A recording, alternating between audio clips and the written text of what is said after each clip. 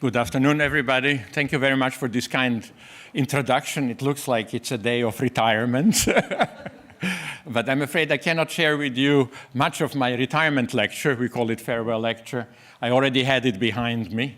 And then I opened it by saying it's really not a farewell. One doesn't get so quickly rid of a colleague. And so in any case, let me just say that it's a real pleasure to have the opportunity to say a few words about infrastructures. But let me also make a confession.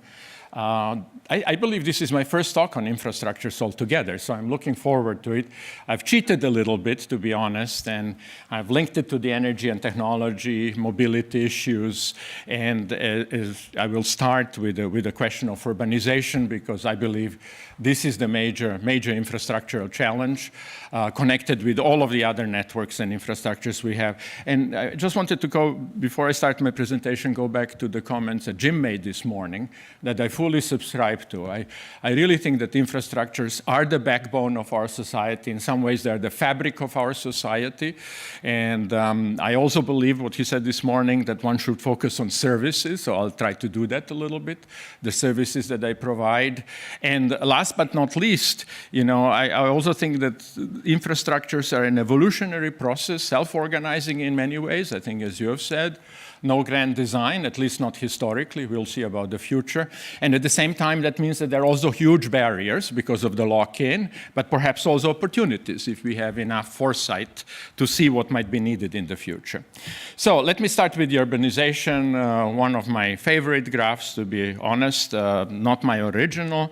Bob Cates was the originator of this idea. What you see here on the horizontal scale is million years before the present, so we go about million years.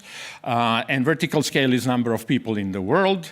And hunter-gatherers, people estimate there were about 6 million people. Apparently, they were very happy, working only a few hours a day, having relatively flat social structure, but maybe they're just sentimental.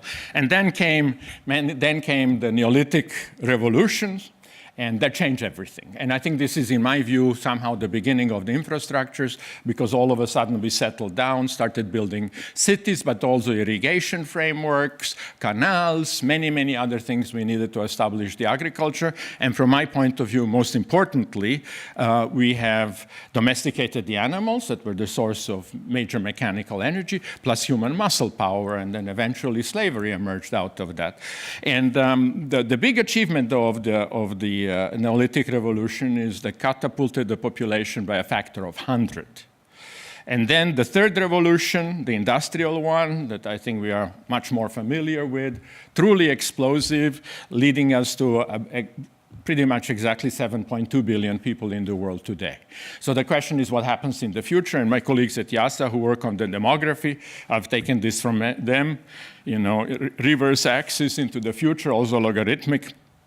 And my understanding is we might have on the order of maybe 7 billion people, maybe even less, 6, by the end of the century. And this is the time frame over which we have to achieve this transformation to some safe space in the future. And I don't know what this transformation should be called. There are 2 alternative names I offer, Anthropocene and sustainability. And just tell you a little anecdote. I was at a meeting in Paris 2 weeks ago with very influential Jesuit community around the world. And I also mentioned Anthropocene and equity issues, inequality. And there was a panel after me, and they said, oh, that's a complete misnomer. There is nothing that tells us this is Anthropocene, because it's very few people. It's not the humanity that's wrecking the planet and benefited from the development. So I think one has to take a little bit differentiated view, but perhaps this is the era where we can connect everybody. So let me look at the last 1,000 years, also very quickly. This is the rank size of the cities. And I'm sure some of you are familiar with this. This is one of the most curious characteristics of the evolutions of the cities, at least for me, not working in the field. Baghdad was presumably the first city that achieved 1 million. Over 1,000 years ago. And then I'll just do it in a rapid sequence. Then we have cities in China that were close to 1 million. Constantinople, also very close to the 1 million. Then we went just above the 1 million. And then in the middle of the Industrial Revolution, London was going in the direction of 10 million. It's another real quantum leap. We have New York, where the summit was just last week, Tokyo. And you notice this invariance appears to be a little bit disturbed, that there's no longer the same rank size distribution between the large and the smaller cities. By the way, most of the cities in the world are small cities, I think, not the mega cities. Now, interesting thing is, if you go away from the administrative structure and look at the functional structure, we are back on the same rank size distribution. So for me, the key question is, as we look forward in the future, and I don't pretend I'll be answering it, I just wanted to pose it, are we going to be along this track as well? Does that mean we'll have, super corridors of hundreds of millions of people? Or are we also going to have much more urban sprawl as the world becomes ever more urbanized? And the question is, what's more sustainable, what is functionally better, and what systems you need for that? And so I go back to the topic where I do know something about, in contrast to infrastructures, which is energy. So let me just show you, during the same period of time that I've confronted you with right now, how the energy picture looked like. So we go back to the beginning of the Neolithic Revolution. Most of the energy was used for cooking, essentially, and heating. And you can see that the amount of energy used compared to the other periods was really minuscule. Then I will not go into the detail. Then you look at England at the middle of the Industrial Revolution, substantive energy use, and you can see what the services were, a lot in the production, Industrial Revolution, then a little bit for food, quite a lot in the household, transport, and services. And that we see, that's a permanent feature now, that energy goes through providing all of these three services. And curiously enough, if you look at Japan, just 20 years ago, the same energy consumption, but a completely different structure of the economy. So it just shows that energy consumption did not go up with the development necessarily. It depends on the structure and lifestyles and the services one offers. And then I think if you have not seen the statistics for India today, the bottom 20% of the Indian population, you can see what kind of story is evolving here. Very similar as 10,000 years ago. And by the way, I also wanted to bring in one more bias I have. I believe that a Neolithic Revolution 10,000 years ago started because the last period of the Holocene was really kind to the humanity. The climate did not vary, so we could actually settle without being destroyed all the time through variability of climates. That's why I believe climate is a major global challenge. So if you see India, a rural part of India, very, very traditional energy use, similar to the hunter-gatherers. Then look at the 10% poorest in Netherlands. That's as much as Japan and England at the turn of the century, at the middle of the Industrial Revolution and turn of this century. And then the 10% richest Dutch, since we have a Dutch connection strong here, you can see how unbelievable that really is. And let me just show you how unbelievable that is, not just looking at India, but think about the following thing. The average global energy needs are about, this is end use, fuels and electricity is about 50 gigajoules. So that's in the middle of the first 100, as you can see, 100. Netherlands is on the order of 10 times the richest people of the global average. In US, it will be, of course, even more extreme if you look at the US. So this is one of our huge problems of people with too little and people with too much, if I may characterize it as such. Now, the world is urbanizing. I think you're all familiar with this. This is yet another perspective on it based on the IIASA work of the scenarios of my colleagues going back 20 years and some of just a recent book on the metabolism of the cities. And as you can see, we are 50% urbanized today, and probably will be 2/3 urbanized in the coming decades. And the major challenge, just to make it more explicit, if you think in terms of numbers, that's 3.5 billion today, most likely 7 billion after the middle of the century in the cities, while the rural population is expected to stay constant. That's at least according to the scenarios, integrated scenarios. Now that the trends are powerful in that direction, I would like to show you, these are the bricks.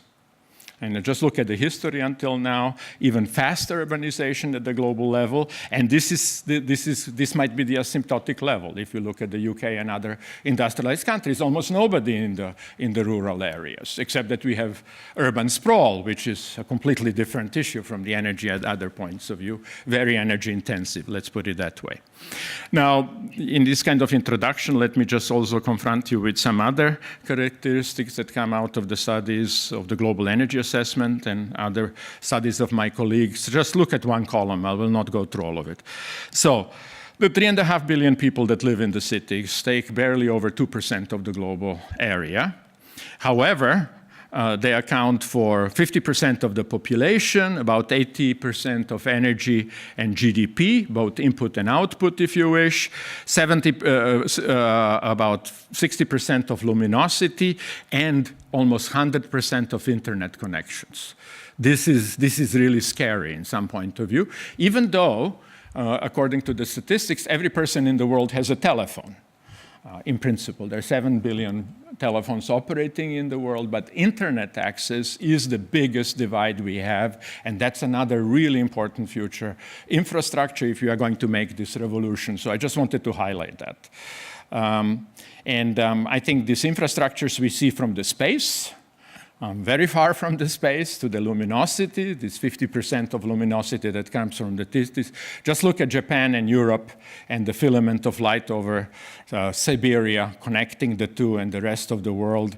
And if we unwrap the planet and look at the luminosity this way, of course, you will notice that there, where it's dark, either there are no people or are the people who are excluded that already alluded to.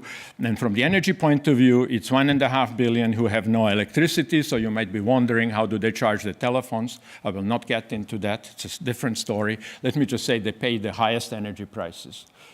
The ones who have the least available purchasing power parity pay about 10 times as much as we do for electricity when they charge their telephone. 3 billion cook with traditional fuels. Again, service point of view, because the infrastructure is not there. Estimated 4 million people die prematurely from that, from the indoor air pollution that is 4 times or 5 times as much as malaria. So, we are scared about Ebola. I think it's a good reason to be scared. On the other hand, we have 4 million people dying every year, and it's a problem we know how to solve, in principle at least. And here is the internet. So you can see why the digital divide is so dangerous, because clearly there where you have a luminosity, this is where you have internet as well. So this is one of the challenges for the coming decades. Now let me just say a few words very, very briefly about the history of technology and then talk about the way forward. I think this was the big leap into the Industrial Revolution, was the coal, steam, railways era. And Stockton-Darlington Railway was probably the symbolic start in 1826. By the way, 60 years after James Watt designed properly operating steam engine, but 30 years after his patent expired. So that's also something we have to think about, the diffusion in the world of the new practices. The patents can be a blocking mechanism. The other one is that we, as a society, usually respond negatively to the new technologies because they're always associated with huge risks. And I think it's this negative response that actually improves the technology and allows it to diffuse. So in 1838, there was still huge resistance to the railways, and that continued. Now, I want to show you this picture. This is from Austria. Anybody guess where this is? Where we had dinner last night. Where the second cart is, that's where we had the dinner. That was the Royal Railway, where we had dinner. One of the first in Austria, 20 years after Stockton-Darlington, that you can see that that's what it is. Here is the picture. And one just small interesting detail, when the royal family would come to this palace, by train, they would be driven with a steam engine. When they were not here, horses would pull the carts, the old technology. So this is how the infrastructure developed. This is just an example for US, but we see that worldwide. Very, very similar diffusion process. So canals were the first infrastructure with horses and so on, sailing ships. Then came the railways, and the telegraph was really important because Pony Express could not send the messages fast enough to coordinate the railways. So you need always this cluster of technologies, and that's what I think produces the infrastructures.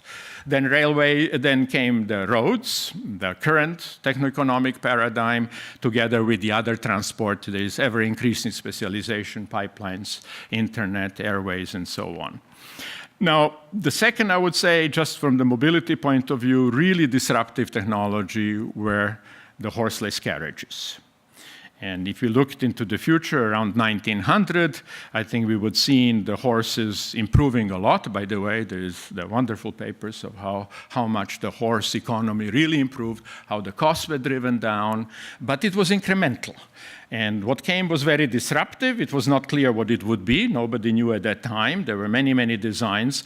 But in fact, it was, I would say, Ford Model T that could also drive without the infrastructure. It could go through the mud roads, and that really changed the world. And by 2013, the 1930s, by the industrialized countries, we replaced most of the horseless carriages, but in the rest of the world, that process still continues a century later. So I think that was a major next transformation in the system, so that today you can see how the mobility looks like, and that's essential for infrastructures. We are walking less despite jogging. We do take railways and ships, but not that much. What we do, 90% of mobility is still by automobiles. And that's one of the huge challenges, how that's going to change into the future. Not just what kind of cars we will have, but also whether we go to public transport, whether we eliminate the need for individual mobility through smart vehicles like Google is producing and so on. And then we have the airways, yet another challenge, at least for those of us who fly a lot. So let me just contrast you with these pictures, because I don't have the time of getting into the detail. What I would like to communicate with these pictures, that even in periods of 5 decades, how disruptive the technological change has been in these 5 areas of providing the services. Just look at the second row, flying machines in 1900. With Brother Wrights were flying, many prominent people thought that heavier than air machines would be impossible.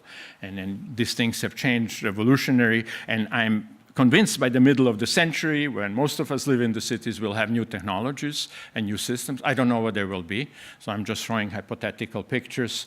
At the bottom are machines that produce themselves. So my metaphor is printers that can print new printers to print printers, kind of recursive idea, self-organizing systems. But I just wanted to show that I think no matter how pessimistic we might be about the next transformation, I'm sure that infrastructures and technologies will be fundamentally different and hopefully more sustainable. Now, in the energy area, I think we have some pretty good ideas of what the degrees of freedom might be if we want to achieve some of the criteria of sustainable development. And here you see the history that was implicit in what I've shown you before. Percentage of global energy. At the beginning, there were solids. Biomass for the traditional societies and coal for the early industrialization period. Then came the liquids, which is yellow, and that's the age of the automobile and petrochemicals, the current development paradigm, and then the grids, mostly electricity, but increasingly natural gas. Now, in the global energy assessment, it's an assessment, so based on the literature, colleagues developed about 42 scenarios of how we could transform the world over the next 100 years to fulfill a number of goals. Increasing energy security, connecting the 3 billion who do not have the access, eliminating air pollution, stabilizing climate at 2 degrees. So those were some of the criteria. I will not go into the details. And this would be a typical pathway, not the only one, but the typical one that we would be going in the direction of the grids, ever more electricity, but also cleaner energy carriers, perhaps like hydrogen or methane produced from the renewables, and also natural gas as well. So this kind of transformation implies that the world will be even more connected to the infrastructures, and we need a huge investment investment. In the energy point of view, I do know the numbers. We have to roughly double the global investment to achieve this kind of a future. And now I want to conclude by showing you what the challenge is in the context of infrastructures and continuing urbanization. This is also from the Global Energy Assessment, wherever you see the red cover of the book. Let me just explain you what this shows. By now, I hope you're familiar with the energy units. Gigajoule, I mentioned 50 is roughly the global average. Then, that corresponds to just about one ton of oil equivalent energy consumption, and this is cumulative population in the cities in the industrialized part of the world, about 130 cities for which we had the statistics. And what does blue and red mean? The following thing. If the city is in the blue area, it has lower energy consumption than the country as a whole. If it's red, it has higher. So you see the good news. People who believe that cities might be more sustainable, if, of course, empowered by appropriate infrastructure and system, this seems to be confirmed here, hypothesis, that most of the cities are more efficient than the rest of the country on average. However, unfortunately, there's always a however. If we look at the cities in the south, a completely different picture emerges. And if you remember that picture that I showed you, rural and urban India, that's exactly what you see there. In rural areas, in developing countries, where most of the cities will be emerging, for which we need huge infrastructure, energy is likely to increase. And that's a challenge for sustainability, because it's not clear how that will be delivered. So let me just show you I think slightly bad news here. Again, final energy on the vertical scale. The two bars on the left show the current energy by our colleagues from the International Energy Agency and my colleagues from IIASA, and you can see the bars are about the same across various sizes of the cities. About 250 exajoules from 350, thank you, from 350 total global demand. So the cities are a big chunk of energy need, even directly. And on the right, I will just highlight the column completely on the right. This is if you assume that this difference will persist between rural and urban areas. As people cluster into the urban areas, you can see that the energy demand would skyrocket and would be 3 times higher than the total global energy demand. So clearly this would be unsustainable. The good news is that if one stretches one's imagination, how could you design a system? If you were a city planner, how could you design urban infrastructures and systems in such a way that you have the minimum energy used? And the following picture emerges. If the current cities were 100% on the vertical scale, minimum, most efficient would be only 1/5 of that energy. But to do that, we need to invest, and we need a transformation. Otherwise, we'll be going in the place where it's very, very undesirable. So since I have limited time, I want to use the opportunity of the Dutch connection. I mean, in fact, there are various versions of this picture, but it's still one of my favorite. I think this is now in Netherlands. On the left, you see 50 people with their cars, in the middle with their bicycles, and on the right with a bus. Even if you assume that the cars and the bus are zero emissions throughout the whole chain, it clearly shows what's more sustainable. Therefore, I mean, the only point I really want to make, it's not a technological fix. It's a social evolutionary process. And that's why it's going to be so challenging, because it's our lifestyles and our behaviors that are really important, not just in adopting the new systems, but also how we live. And one is more sustainable than the other. There is no doubt about it. So just a few more slides in conclusion. This is a picture of Europe. It shows energy density. How much energy do we need per square meter and how much we can produce per square meter? And blue and white areas are the places where you can produce more than you need today. And red and orange are urban areas where you cannot produce everything you need, even if you deindustrialize. So we will need some large infrastructures, but even Europe at a huge level of affluence and energy needs, the number is roughly about 30% we could produce on site. So the solution is both smart grids, on-site production, at least from the energy point of view, but in transport it will have to be the same. We have to interlink the systems, and I think this is where the huge opportunities are, but also that's something that's very difficult to do. I would argue that what all of these things have in common is relatively high capital intensiveness. And let me just show in conclusion, this is not good enough. If we think of those corridors with 100 million peoples or so, we will need also fundamentally different systems. This is called supergrid that would be connected to the smart grid, and maybe magnetic levitation trains. Might sound to you as a science fiction. In Shanghai, you can ride on one. And if you don't know, Japan is building one, parallel to Shinkansen. They have started already.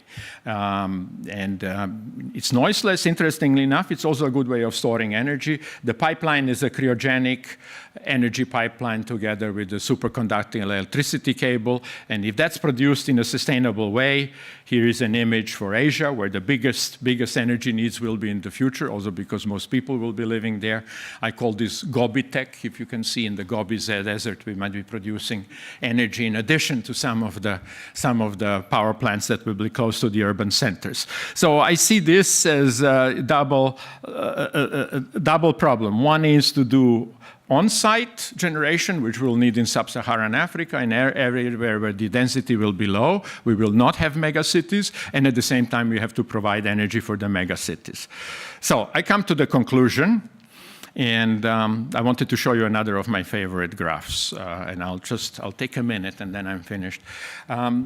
First, note the date, 1828. So 2 years after Stockton-Darlington Railway, Henry Palmer had this vision of the sailing railway.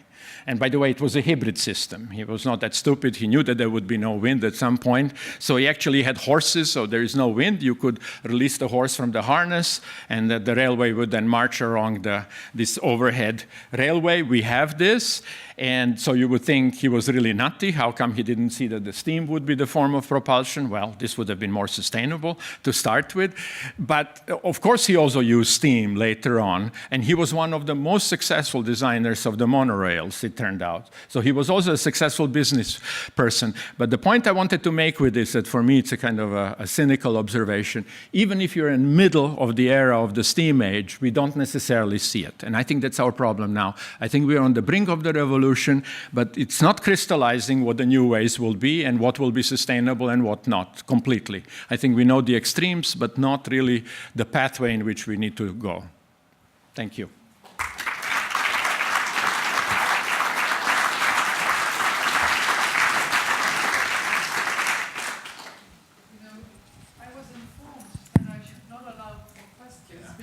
So short of time, but I think that the parallel sessions can also squeeze in a little bit, so I should at least allow for one question.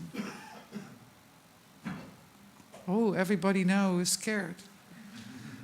Naki, a question that was bothering me with the picture that you showed of the south. It's clear that there is no energy supply for the countryside, for the rural areas there, and that's why the energy use in the cities is so much higher. From the study that we did on electricity infrastructure development in the Netherlands, one of the facts that I recall is that there was a conscious political decision between the First and the Second World War to extend electricity infrastructure into the rural areas because that was the way to stop the flow from the countryside to the cities and make the situation a lot more controllable. Yeah. Aren't we focusing too much on how to supply the cities and neglecting the countryside? Yeah, that's a very good question, and I think an informed answer would be very long, but let me just try to sketch it. First of all, let me also mention we have a very strong group at IIASA working on these access issues. And when I said before, I think we in principle know how to solve that problem. It is because a number of countries, from China to Brazil, have almost solved, but in a similar way as you have just outlined. The way it was done was to provide electricity networks to the rural areas and suburbs for the people who are excluded on the order of $1,000 per household, and now people have access. And the theory is when you subsidize that, that is an engine of development, and I think that's what we have behind the electrification everywhere, from US to Soviet Union, including also this part of the world. But that model might not work everywhere because, for example, in sub-Saharan Africa, where we have estimated 750 million people with no access, it'll probably have to be another model. I think this model is the traditional traditional model, and the new one with flexible on-site systems Could be might be a off-grid. fundamentally Yes. Yeah. different Yeah, way yeah, of doing yeah. it. No, I But agree with you. if you allow me Yeah. just one more word, I think this theory of keeping your people away from the cities, the telephone was the same idea. The idea was to provide everybody telephone in the rural areas, and then they don't have to move to the urban areas. But we know what the history happened. So I wonder what is in the human nature that provides this incredible gravity well into the urbanized areas, despite all of the problems that the cities bring with themselves. I know, but cities, bring productivity. Yeah. They promise so That's much more, one of the and tracks. yeah, that's. I think that was a very inspiring lecture, and I would like all of you to thank Naki for this stimulating talk. Thank you very much.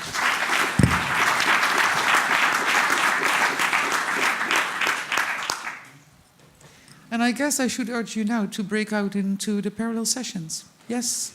And Tom will make sure that nobody overruns on time. So you will be punished for that.